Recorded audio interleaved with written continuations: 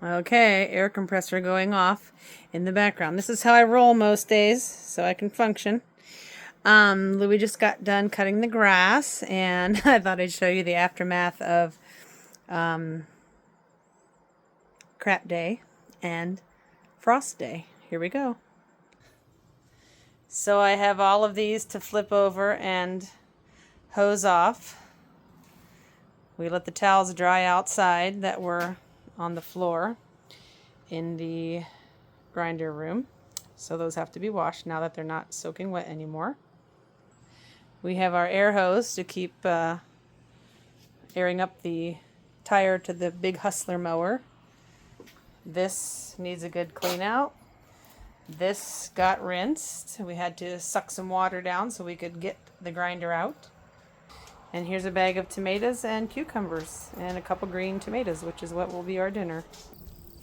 So as I knew it would, the parsley has survived, and I'm actually surprised that the cilantro is okay. I'm really just letting it go to coriander seed at this point. However, the basil is totally toast. Actually, I take that back. There's a few leaves underneath that were protected. I'm letting these lettuces go to seed. And they're really pretty red ones. And then a light red one. These are NDSU seeds. And I don't know how these are going to be, but the lettuce actually survived pretty well. Just got nipped on the tops. It's hard to hurt kale. The grasshoppers have been feasting. But if I want any, I just take the new leaves out of the middle. Okay, so sorry about the highway noise. Let's talk about the tomatoes. All of them got fried on the top, but most of them all have some green underneath that's still alive. I'm sure the roots are fine.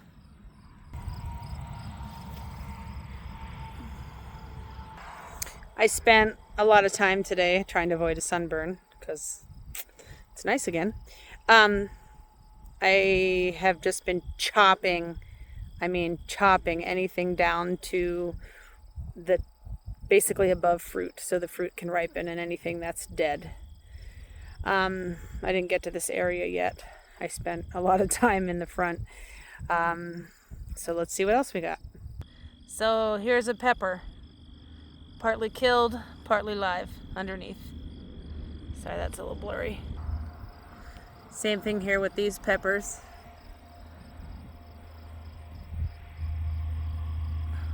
The fruit is fine. I'm trying to let it get red. So here, I think maybe the tops of the tomatoes, might have gotten a little bit harmed, but they look pretty good. So I gotta get in here and pick some more. So if any of you know, do you really need to spend time cutting the dead part off, or is the plant not going to spend much energy worrying about that and keep ripening the fruit? Because if so, I don't really need to try and cut all these tops off. I'll just let them wilt away. But let's go look at the squash. Well, actually, the cabbage for a second. Like I said, except for the grasshoppers, they're doing pretty well. I'd like them to maintain a little bit so I can keep cleaning out the fridge and make more space for sauerkraut, as if 10 quarts isn't enough. I absolutely cannot believe the celery. It's almost like it liked the frost. So that was pretty exciting. This green leaf lettuce, a little bit of nip, a few grasshoppers, but looks really good. Check out the romaine.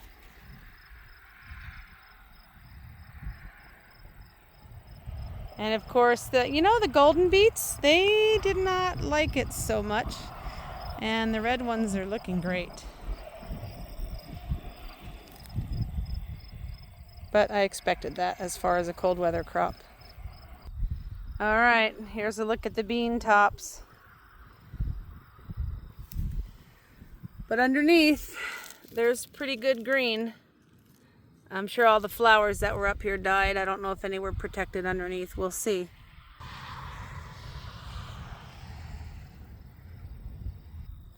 I actually could harvest these if they weren't so big, but I'm going to let this one go to seed. All right, here's our yellow zucchini. Good at the bottom, fried at the top. Same thing over here, but the fruits are fine. This basically got a buzz cut all through here. You can't even tell what are cuttings and what are still actually attached to the ground. Cucumbers. Best of both worlds. Top dead, leaves alive underneath. I missed picking one today, but I guess I'll get him tomorrow. Okay, so here's a melon. You know, but we've got live foliage under there. I really hope these things will ripen. I don't even know what kind it is. The peas, well, I don't even see anything alive, and that's weird. Oh, no, just the old ones. Here's my young peas that I planted late. Mosquitoes are alive, I can tell you that, so are the flies. So, we got a little bit of pea. Here's another blessing. You can actually see what's under the leaves now, so you can find it to pick it. Cantaloupe. None of these are getting ripe, but they're okay. They're not frozen. And here we have some very healthy leaves still. This is a mixture of some kind of morphed melon, metamorphosis crossbreed, I don't know what, and Louis' Lebanese cucumbers. There's two different kinds of those in here. We call them mitha. And my task was to see what we could find in here today. See if we could have a salad tonight. But again, we have life in the bottom. Here's one. He's a little big, but that gives me hope. See these oblong ones over there? That's the thing that's, there's one over here too. We're letting it go to seed. It's where is he? He's kind of like a melon. Where the heck is he? There he is. Kind of like a cantaloupe. He's oblong. I don't think you can tell. Let me get closer. It's very interesting. Oblong, cantaloupe-ish, cucumber-ish. So my guess is these cucumber seeds that Louis has, I know were from a grocery store cantaloupe many years ago, and he tells a story of he and his dad eating it and not sharing one bite for their mother. Or for his mother. So that's what the seeds are from, and they are delicious. Here's a good Lebanese cucumber of appropriate size. Here in the melon patch.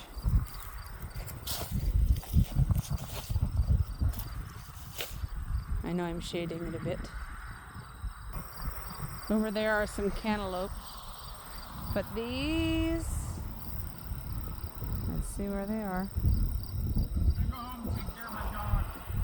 These are yellow flesh, I think, inside. Not positive. Maybe a green flesh, but they're not a cantaloupe. They're more like a honeydew. Okay, here's the aftermath of the winter squash.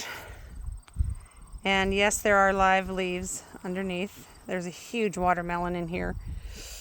The last ones we picked were prematurely, not ready. So let's see what one of these looks like. Okay, there's one. That's a watermelon. I'm trying to get over to the green. There he is. I believe it's a round butternut. These seeds are from NDSU, so that's what they're going to look like if they make it. Of course, they're not going to stay green. They're supposed to turn orangey. So that is a yellow flesh inside watermelon, and we did pick one of those today, and it was perfect. I already saved seeds. Here's a combination. Winter squash, cantaloupe, or honeydew.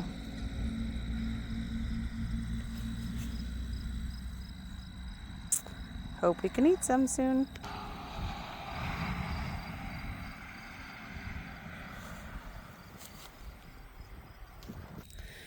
Well, here's a hidden gem.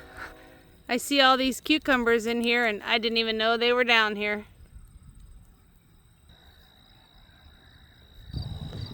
Look, there's several of these in here. I sure hope they make it. You see all those in there? Oops. Some other kind of melon here, these green ones. Green skin. That looks like actual cantaloupe again. They're little. I've been watching this cabbage row and I just don't know how much it's, if they're getting bigger.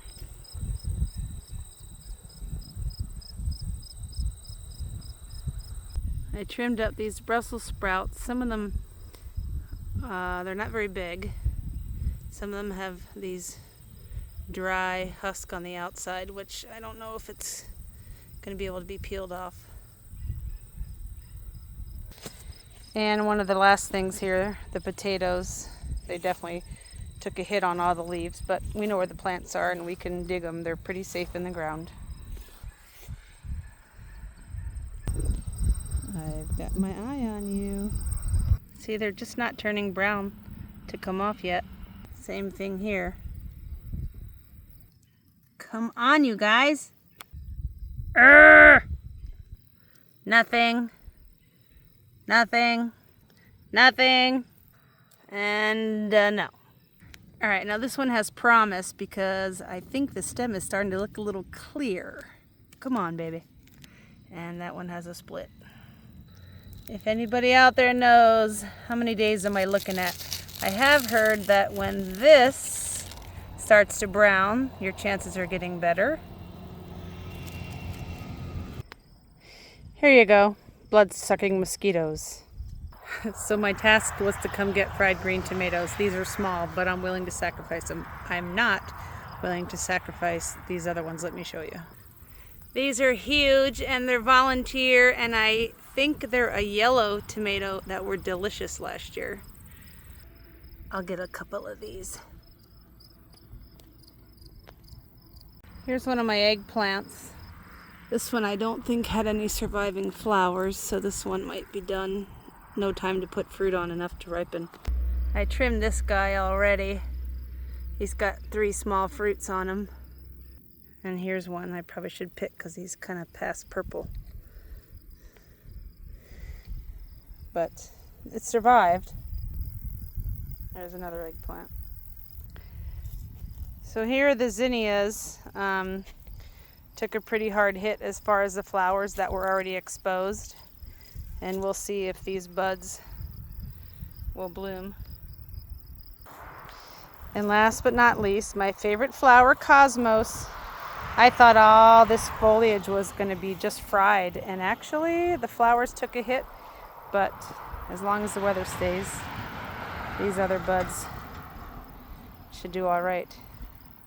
They're all white here, and all the pink and purples are at my house. I'm not sure which seed this was.